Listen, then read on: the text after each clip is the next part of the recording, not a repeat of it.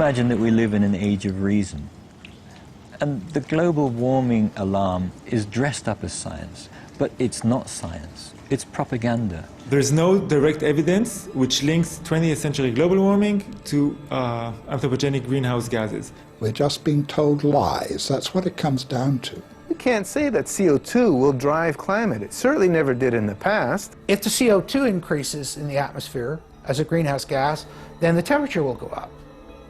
But the ice core record shows exactly the opposite. So the fundamental assumption, the most fundamental assumption of the whole theory of climate change due to humans is shown to be wrong. The whole thing stinks. Following the United Nations Copenhagen Conference in December of 2009, the Washington Post ran the headline, "Copenhagen Climate Deal Shows New World Order May Be Led by U.S., China." The Copenhagen Conference was disguised as a summit that would save the planet from man-made global warming by cutting carbon emissions. When taking a look at the almost 200-page document that was being proposed, it becomes evident that this was yet another attempt to establish global government and set up a global tax. In Section 38, it states, "The scheme for the new institutional arrangement under the Convention will be based on three basic pillars: government, facilitative mechanism, and financial mechanism."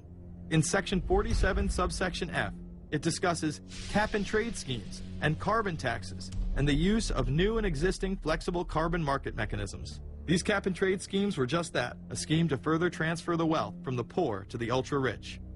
One of the ways it will drive the change is through global governance and global agreements. The fact that our president even attended should be considered treason.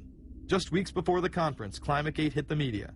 Secret emails confirm that many of the United Nations lead scientists had engaged in fraud in order to promote the idea that man-made global warming was occurring and that carbon dioxide was a toxic gas. In reality, they admitted the Earth had been cooling for the last decade and that they had destroyed the source data in order to ensure the scientific community would be unable to review their findings. Bill Jones was forced to resign from his position at East Anglia University, and Penn State has launched an investigation into Michael Mann.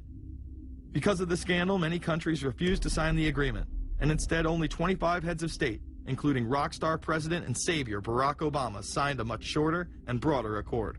The document states that a high-level panel will be created, and that parties will be subject to domestic auditing, supervision, and assessment. The climate conference in Copenhagen is another step towards the global management of our planet. The idea that carbon dioxide, the life force for plants here on Earth, is a toxic gas and should be taxed is laughable. There have been numerous periods of time in which the Earth has had vastly more carbon in the atmosphere than present day. In areas where there have been volcanic eruptions which emit large amounts of CO2, plants have benefited, and there is no negative impact on the surrounding environment, as well as indigenous people from the excess carbon dioxide. The globalists promote this theory to keep mankind in fear, not only for the establishment of a global government and a global carbon tax, but the literal control of the entire planet. An even darker side to the scam of man-made global warming exists. In reality, it's about population control. Ted Turner reveals himself here in this interview with Charlie Rose. We've got to stabilize the population. When I was born, there were so what's wrong with the population? I mean, with too many people. That's why we have global warming. We have global warming because too many people are using too much stuff. We've got to stabilize population on a voluntary basis. Everybody in the world's got to pledge to themselves that 1 or 2 children is it. Not doing it will be catastrophic. We'll have 8 degrees. We'll be 8 degrees hotter in 30 or 40 years, and basically none of the crops will grow. Most of the people will have died, and the rest of us will be cannibals. Civilization will have broken down. What the few people who are left will be living in a failed state like Somalia or Sudan, and living conditions will be intolerable. The droughts will be so bad there'll be no more corn growing. Not doing it is suicide. Unbelievably, when Turner met with other globalists, David Rockefeller, Warren Buffett, Bill Gates, Michael Bloomberg, and even Oprah Winfrey to discuss population control, they were portrayed as superheroes. Behind closed doors on this New York campus, a secret gathering of some of the world's most powerful people. Gates, Buffett, Bloomberg, Winfrey. It was like, well, it was like the Super Friends. In the great hall of the Justice League, there are assembled the world's 4 greatest heroes. Together with others at the meeting, including George Soros, Ted Turner, David Rockefeller, they're worth more than $125 billion. The new Superman and Wonder Woman, the super rich friends, not fighting bad guys, but fighting for good nonetheless. Would a superhero call for a one-child policy? Would a superhero call for population control? In a recent interview, he claims that 2 billion people would be ideal. That means 4 billion plus must die to accommodate a man who owns more acreage than anyone else on the planet. Let's not forget that Ted Turner is the president of the United Nations Foundation. There are countless examples of how we are being indoctrinated to accept these kind of conditions and believe that man and his activities are the problem. From the promotion of climate cops, we're the carbon cops and we're on the lookout for energy wasters, to phony liberals and conservatives getting together to promote climate change. Hell, let's face it, we're polar opposites. We couldn't be further apart. I'm on the left, and I'm usually right. And we strongly disagree. Except on one issue. Tell them what it is, Reverend Pat. That would be our planet. Taking care of it is extremely important. We all need to work together, liberals and conservatives. So get involved. It's the right thing to do. Now there you go again. The New World Order will stop at nothing to achieve planetary dominance. Whether it be assassination, wars based on lies, and even a phony environmental movement. So it should come as no surprise that they have been tracking, tracing, and databasing our lives for years. More than 100 new taxes are now being developed under the umbrella of curbing greenhouse gases.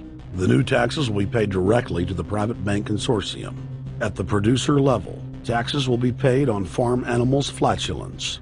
At the consumer level, there will be carbon taxes on all forms of meat, beef, poultry, pork, and fish. All cars will be fitted with satellite tracking boxes that will tax driving by the mile. And an added tax will be placed on all fossil fuels, including motor oil and natural gas. All plastic products will have a carbon tax added. Outdoor space heaters and fireplaces are to be taxed. All electricity produced by coal-powered plants will be taxed. Under the cap-and-trade system, citizens will be forced to pay taxes on thousands of products to private cap-and-trade services owned by Al Gore and other elitists. There will be taxes on light bulbs, water, trash pickup, air travel, train travel, bus, ship, medicine, steel production, mining, clothing, laundry, asphalt are just a few of the new taxes to be levied. But to truly transform our economy, to protect our security and save our planet from the ravages of climate change, we need to ultimately make clean, renewable energy the profitable kind of energy. So I ask this Congress to send me legislation that places a market-based cap on carbon pollution and drives the production of more renewable energy in America. That's what we need. The notion of anthropogenic global warming is a fraud. In other words, the idea that the planet is getting warmer and that human activity is somehow responsible is a pseudo-scientific fraud. It's a big lie. It's a monstrosity. Remember the Nazis, they had race science, race hygiene. They said Aryan blood is different from any other kind of blood. This was, of course, idiocy, a fantastic piece of nonsense. Today, we got something similar. Global warming caused by human activity, and the answer to that is carbon tax plus cap and trade, according to the wishes of Al Gore, Prince Charles, and basically the entire world banking community, the world oligarchy. What they're trying to do with that is to perpetuate the current system where bankers rule the world, financiers rule the world, and the rest of us get the crumbs from the table. But remember, if you try to put on cap and trade and a global warming carbon tax with the idea that you're going to save the polar bears, what you're going to do is destroy human society. You're going to cause genocide on a massive scale. The deaths will be measured in the hundreds of millions and indeed in the billions. Just the idea of global warming means that there'll be no development for Africa, no development for the poorer parts of Southeast Asia, and no world economic recovery of any kind ever in our entire lifetime. So it's important to expose and fight the pseudo-scientific fraud of global warming. One more point about this. You don't need a climatologist to know that this stuff is a fraud. I'm a historian.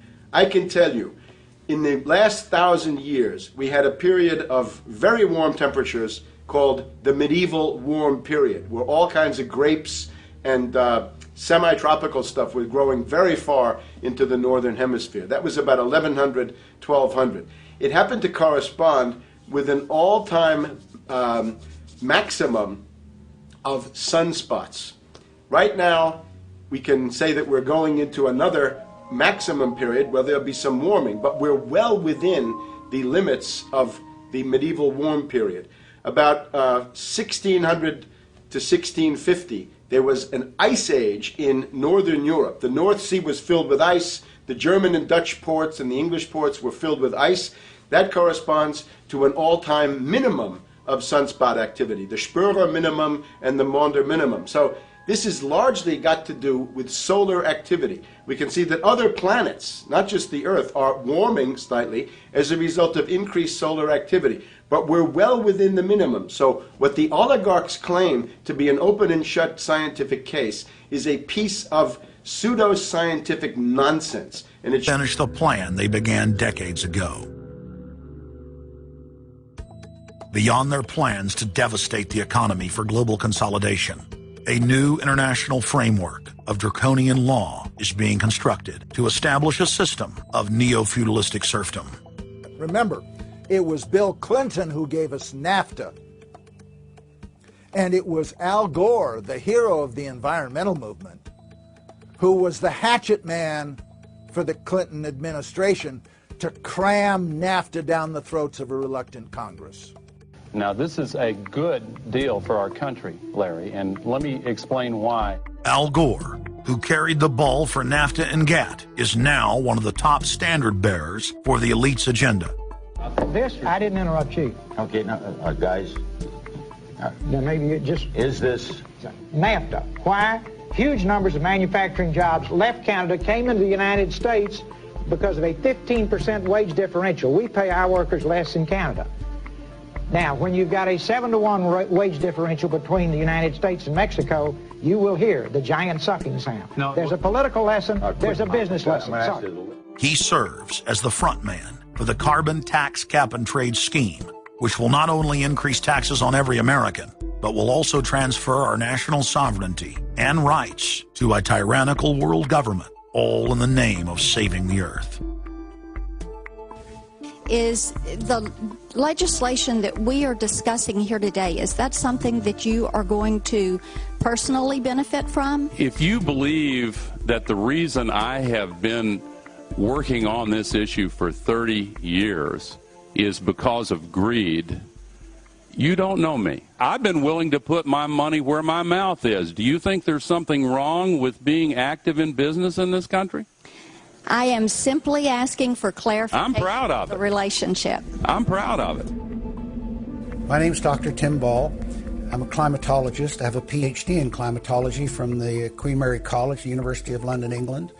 And I've been studying climate both with my 9 years in the Canadian Air Force, where it was essential to flying, and then after that at the university. So it's essentially been the whole theme of my career.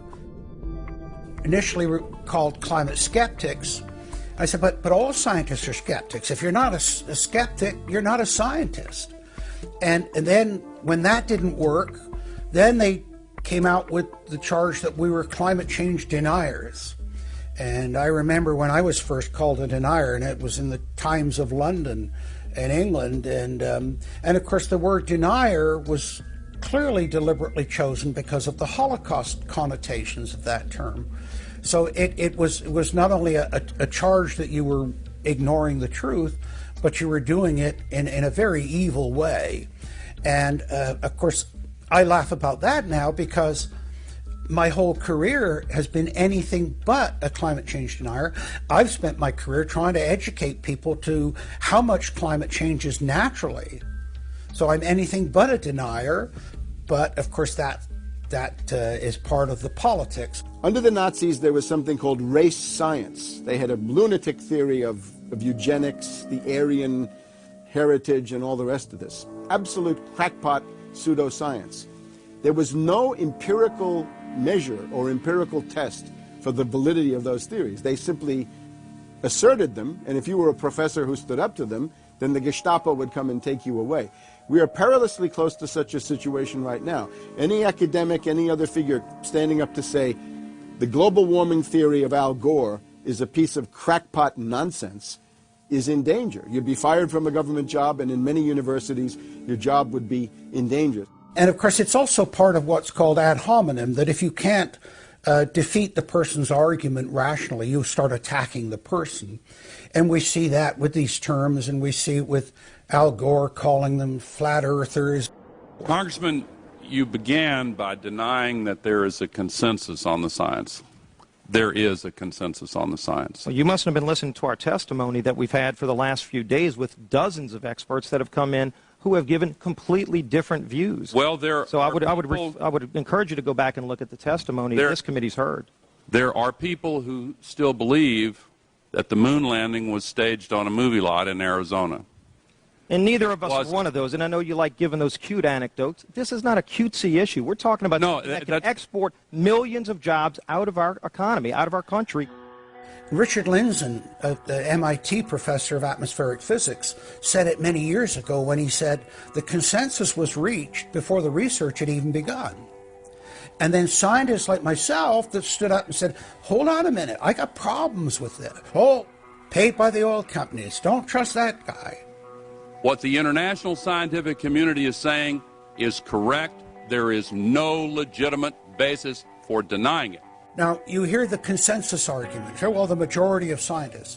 What they're always talking about is, and originally the IPCC was about 3,600 scientists, it's now down to 2,500. That's the people they're talking about. But when you look at it, most of them are bureaucrats. They're not scientists at all. And very, very few of them are actual climate experts. Now, the consequences of that, and whether that's because of man-made CO2, I think are debatable. If CO2 is not causing the climate change, what is? What are the major driving factors? And so they're essentially the ones that are left out by the Intergovernmental Panel on Climate Change. It's unbelievable to me that they can come out and ignore the sun. I mean, everybody knows the sun goes in, it gets cool. You notice that, right? You have an eclipse, the temperature drops, and the birds start to get excited and so on. And when you look at the seasonal changes with the sun, how you can suggest that the sun is not a factor is really quite remarkable. Giving us false scientific information is not going to clean up our environment. Speaking with a lot of promises and innuendo is not going to help clean up our environment. The globalists have co-opted the environmental movement. There are a lot of real environmental problems we face, like genetic engineering, where they're splicing plants, animals, insects, you name it. Toxic waste dumping in the ocean. No one wants to breathe bad air or drink toxic water. But the global carbon tax has nothing to do with that. It's a tax literally on breathing. Go out on the street or talk to your friends, your neighbors. Ask them, hey, should we ban dihydrogen monoxide? It's bad for the environment. The average person will sign your petition calling for the banning of water. That's right. Dihydrogen monoxide is water. It's the same thing with table salt, sodium chloride. And that's exactly what the establishment is doing with carbon dioxide. Ooh, dioxide. It has this scary sounding name. But the truth is, it's one of the 4 elements of life on this planet. Oxygen, carbon dioxide, water, and sunlight.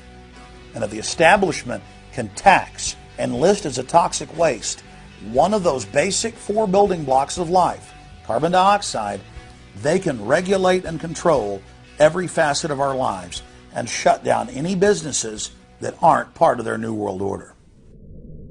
The idea that carbon is a pollutant is essentially a way of saying that humanity is a disease or a cancer that ought to be wiped out. Genocide. People have argued in this environmental coterie around Obama, around Holdren, the theoretician of de-development, who is now the science advisor of the White House, really the anti-science advisor. They've argued that babies are carbon monsters, carbon machines, and that every time you breathe out carbon dioxide, you're part of the pollution of the planet. This is an absolutely anti-human doctrine. They use the environmental movement to promote their real agenda, which is globalization and federalization and power. The advisor to Gordon Brown wants to exterminate 1/2 of the population of the British Isles. Now that's something Hitler might have tried to do, or Stalin. They didn't succeed. Will Gordon Brown do it? You can read this in the statements of these lunatics, radical environmentalists, fanatical Malthusians, tree huggers, whatever you want to call them. This is an ideology of genocide which can be documented exhaustively, ad nauseam, out of their own statements. When Gore said the science is settled, that raised red flags amongst the media, and then also amongst a lot of other people that sort of knew that that wasn't true, other scientists, and started to look at it. And of course, the more they looked at it, the more they realized, no, science is never settled. What is coming down now is environmentalism, is nothing but phony science. Nothing but phony science. And if we really believe in the environment, if we really believe in freedom, if we really believe in truth, we need to get some straight answers. Now, the Kyoto Agreement, of course, was reached in the city of Kyoto.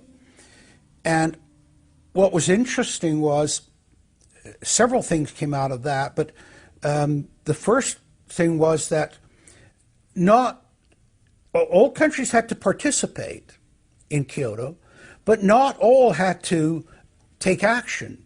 Only the developed nations were required to reduce their level of CO2. The developing nations were excluded. Now, of course, at that time, China was, and in some ways you can argue it still is, a developing nation. So it wasn't required to meet any targets under Kyoto, nor was India. The U.S., of course, held out. And what's interesting is that the U.S. Senate voted 95-0 against the Kyoto Accord, even though Al Gore was the vice president at the time. And lucky for him, he didn't have to cast a deciding vote. But so it was 95-0 against it, because the U.S. Senate saw, no, this is a socialist distribution of wealth. This is going to cost jobs and economy, and so they scrapped it completely. We're now told that you have to buy carbon offsets. In other words, if you have sinned by having a carbon footprint and by carbon emissions, you've got to buy a carbon offset, which is usually a scam. Somebody claims to have planted an acre of grass in the third world. It never happened. They take your money and laugh all the way to the bank. But they're telling you that in order to cleanse your guilt, you've got to buy a carbon offset. Talk about carbon polluters. You talk about them. It's my understanding that back in 1997, when you were vice president, Enron's CEO, Ken Lay, was involved in discussions with you at the White House about helping develop this type of policy, this trading scheme. And is that accurate? Is it inaccurate? It's been reported. I don't know, but I met with Ken Lay, as lots of people did, before anybody knew that he was a crook. Right, and clearly you can see why so many of us are concerned about this type of cap-and-trade energy tax that would be literally turning over this country's energy economy. I didn't know him well enough to call him Kenny Boy. Well, but you knew him well enough to help devise this trading scheme, and obviously we know what Enron and these big guys on Wall Street like Goldman Sachs, and I know you've got interest with Goldman Sachs. No.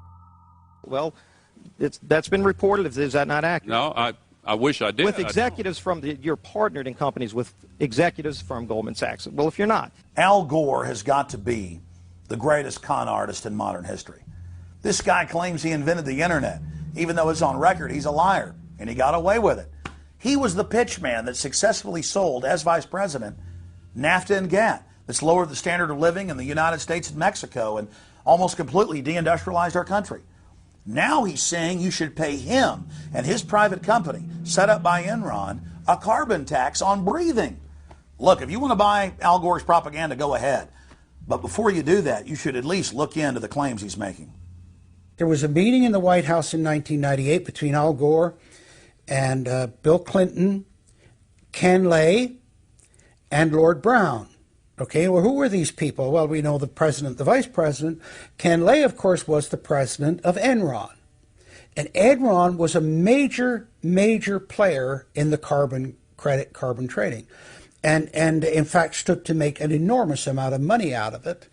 And so it was part of I think part of the collapse of Enron.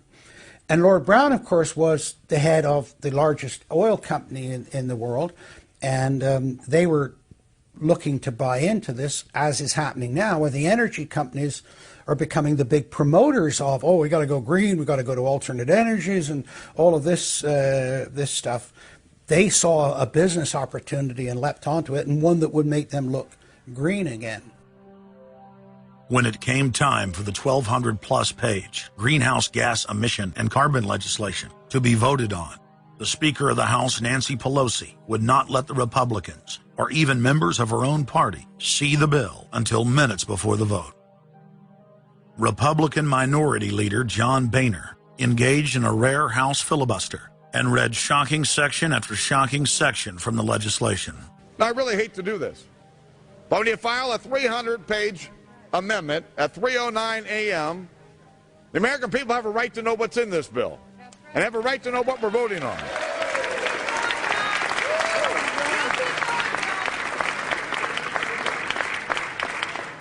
Page 48. Each building code enforcement department receiving a grant under subsection A shall impanel a code administration and enforcement team consisting of at least one full-time building code enforcement officer, a city planner, and a health planner or similar officer. I can take you to Chickasaw, Mercer County in my district. They don't have one full-time person that works for the village, all right, not one. Look at the mandate on every city, village in America right here in this bill. So that we're not only going to tell you what the codes are going to be, but we're going to tell you how many people you need to hire to enforce this. Page 41, determine any geographic area within the contiguous United States that lacks a federal power marketing agency. Because, you know, we can't move power around the country without a federal power marketing agency. We do it today, but now we have to have a new government agency to do this. All California housing standards are now going to be imposed on every American community. You don't have the right to have your own building standards in your community or in your state. Hell no, the federal government's going to tell you what they are. It quickly became clear why Pelosi and the Democratic leadership were desperate to keep the contents of the bill secret before the vote. Now, because of this underlying bill, the federal government will virtually have control over every aspect of lives for the American people. It is time to stand up and say, we get to choose. We choose liberty or we choose tyranny. It's one of the two. The underlying bill represents the tyranny and the intervention of the federal government. It's our choice. What will we choose today? Will we choose liberty or will we choose tyranny? And I know that we'll be facing the single moms that heard from last summer. They can't afford the gasoline bill. They can't afford the propane. You didn't do a great thing. You hurt some really decent families struggling, trying to make it, and this is going to be their death knell. It breaks my heart. I yield back. It is, of course, a carbon tax on economic activity, farming, manufacturing, real production here inside the United States. It would tend to shut down even those miserable remains of an industrial economy that we still have after the collapse of the Detroit automakers and their related subcontractors and so forth. Every home and business in the United States would be federally regulated and controlled. Mandatory home inspections will be carried out by federal inspectors, and it's all at the expense of the homeowner. In New York, they're called the environmental police. On this day, a surprise visit to a market in Brooklyn's Chinatown. And every day you're not in compliance, you face huge fines. Go to page 235. The Secretary may set and collect reasonable inspection fees to cover the cost of inspections required. So number one, they can come in, the federal government can come in, inspect your house, and send you the bill. And if they find that you're out of compliance with this new federal code, the Secretary shall assess a civil penalty for violations of this section. And then further, going to page 236, each day of unlawful occupancy shall be considered a separate violation. We're setting up a global warming Gestapo that can literally come in, and now this new term, unlawful occupancy. So now living in your home is considered unlawful under this bill. This is ludicrous. Worst of all, carbon czars in more than 35 federal agencies are given unlimited dictatorial power to tax all forms of carbon and carbon emissions. The Commissar Green Police openly brag that they will have the power to selectively enforce the new edicts on a case-by-case basis. It's funny because when I tell people what I do for a living, the first response usually is, "You're with the environmental police?" There is no environment in New York City. With this new power, the Green Mafia can take over the entire economy through selective enforcement. We know, Madam Speaker, that this national energy tax will cost the American people $2 trillion. We know that. We know this will result in a loss of 2.5 million jobs every year for the American people. We know that. We know this will result in a reduced standard of living for Americans. We know that. What is the point and what's the benefit? The same central banks that have stolen more than $50 trillion from national treasuries across the planet are now creating a new derivatives fraud through the cap-and-trade carbon tax system that dwarfs their previous Ponzi schemes. We've just watched a financial meltdown in this country, the likes of which hasn't been seen in some time. Now, if people like credit default swaps, they're really going to like the carbon swaps that are going to occur and the carbon future swaps. We spent a full day in this committee last summer talking about the manipulation of the energy futures market in oil. We're going to create, I fear, another such system that people who have an inclination to react dishonestly to systems are going to actually have a new opportunity. Is that not a problem? A select group of central banks are lobbying for the same legislation to be passed worldwide. Once the so-called green economy laws are in place, only global megacorporations and their subsidiaries will be allowed to do business. Van Jones, Barack Obama's first green job czar, has stated repeatedly on the record that the new green economy is only a cover for a complete revolution against capitalism and the total redistribution of wealth. But what Van Jones doesn't tell his sad followers is that the elite are bragging that the modern green movement was designed from its creation to destroy the middle class and transfer all wealth into the hands of a super elite. They're not doing this to uplift the poor. No, the goal is to enslave the planet and usher in a new dark age. Every nation on Earth is in the process of, or has already passed, its own set of carbon tax laws and regulations. If their plan is successful, every nation on Earth will not only pay tribute to the powerful world government, but every facet of human life will be regulated by the technocratic global planners. Under the carbon tax scheme, China, India, Mexico, and over 150 other nations are exempt from the global tax system. You see, the bankers already own and control the third world. Their final target is the middle class of the West. Once they've dismantled the economies of the United States, Europe, and Japan, they believe no one can stand in their way. In short, the New World Order is a global corporate takeover. In their global corporate state, there is no room for individuality, sovereignty, or independence. As their program begins to face more and more opposition, lawmakers and supporters of the man-made global warming hypothesis want laws to be passed, making it illegal to question their theories. Recently, the head of Greenpeace was forced to admit that the Arctic and Antarctic ice caps grow in the winter and shrink in the summer, and that this is all part of a natural process driven by the tilt of the Earth and the Sun. The cosmic radiation coming from space, the amount reaching the Earth is affected by the strength of the Sun's magnetic field. So the magnetic field of the Sun is almost like a gateway controlling the cosmic radiation reaching the Earth. The magnetic strength of the Sun is also related to the number of sunspots. So they are directly related to changes within the inner structure of the sun. The amount of cosmic radiation reaching the lower atmosphere creates more cloud, right? And cloud forms, you need to have what are called condensation nuclei. That is, little particles around which water can change from water vapor or gas into water droplets, minute particles that are visible in the form of clouds. We've known for a long time that there was more cloud than the amount of particles in the atmosphere, because we assumed it was clay particles and salt particles that were creating this condensation process, but there was this gap. We now realize, of course, it's the cosmic radiation that's doing it. So what the cosmic radiation is doing, controlled by the magnetic field of the sun, is it's like putting up a screen in the greenhouse and blocking out the sunlight. And of course, that then affects the temperature of the Earth.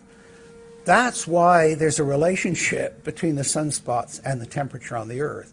So we now know the mechanism, but they completely ignore that. More than 31,000 scientists from across the United States, including more than 9,000 PhDs from the fields of climatology, atmospheric science, earth science, and hydrology, signed a petition rejecting man-made global warming as a scientific fraud. This shattered the hoax of the so-called consensus that the mainstream media had been pushing for years, that every scientist on Earth believed that man-made global warming was a fact. If the people are able to block their carbon tax takeover, the elite's agenda to establish a planetary world government will collapse. To force their unpopular agenda upon the planet, the controllers are racing to complete the construction of their police state control grid, borrowing from tactics used in the past by communist, fascist, and other totalitarian regimes. Every form of classical textbook tyranny is now being implemented in the West. In the United States, the central government is federalizing local police. Gospodine Simiću, definitivno je tačno da u ono vreme je napravljeno, sada ako krenete sva ta neka velika impozantna zdanja, pa od fabrika, aerodroma, puteva, šta god pravljeno je u to vreme. Ali mi sad ovdje stvarno pričamo, ja sam postavila to pitanje, ne znam, mnogi sada to kažu, da nije bilo tog vremena, mi sad zapravo ispaštamo zbog toga što se tada nerealno, nerentabilno trošilo. Navela sam na početku nekoliko onih podataka iz te knjige. Šta ta dokumenta još govore? Jel zaista, također sam negde našla da su, ne znam, preduzeća koja su poslovala negativno imala su veće plate od onih koja su poslovala pozitivno. E sad, ako je to sve tako, znači, jer stvarno mi živimo u nekoj iluziji da je to bilo neko srećno vreme ili je stvarno bilo srećno vreme? Ja sad to pitam sve zbog generacija koje nemaju pojma i imaju samo neku sliku o liku i delu. Pa mi smo prošli jednu krajnje kataklizmičnu seriju godina raspada Jugoslavije, života pod sankcijama, gubljenja tlo pod nogama, gubljenja bilo kakve perspektive, i to je u mnogo čemu stvorilo zaborav u kakvom smo to mi svetu živeli 70. godina prošlog veka, u posljednjoj dekadi Titove vladavine. Potpuno smo te činjenice zaboravili i okolnosti pod kojima je ta zemlja zapravo veza Titovog života. To pokazuju serije dokumenata sa najpoverljivijih sednica predsjedništva SFRJ i predsjedništva CK, gde ministar financija, savezni ministar financija Petar Kostić kaže: mi smo pojeli supstancu, mi smo bankrotirali. Jugoslavija tad duguje, prešla je crvenu liniju, 18 milijardi i 600 miliona dolara. Po kursevima Narodne banke to znači današnjih 186 milijardi. Zemlja je potrošila svoju budućnost. Prosečna iskorišćenog radnog vremena u Jugoslaviji tada iznosi 4 sata 32 minuta. Mi živimo od doznaka naših radnika iz inostranstva, pokriva se platni deficit zemlje.